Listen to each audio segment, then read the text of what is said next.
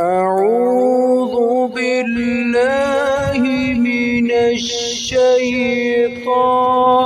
الرجيم. بسم الله الرحمن الرحيم. إذا زلزلت الأرض زلزالها وأخرجت الأرض أثقالها وقال الإنسان ما لها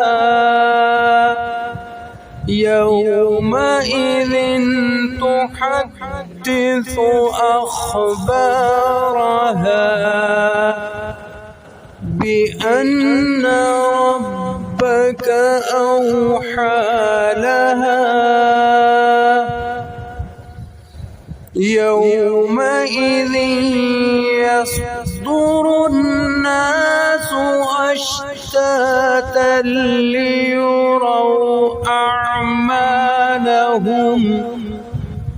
فمن يعمل مثقال ذرة خيرا يره ومن يعمل مثقال ذرة شرا يره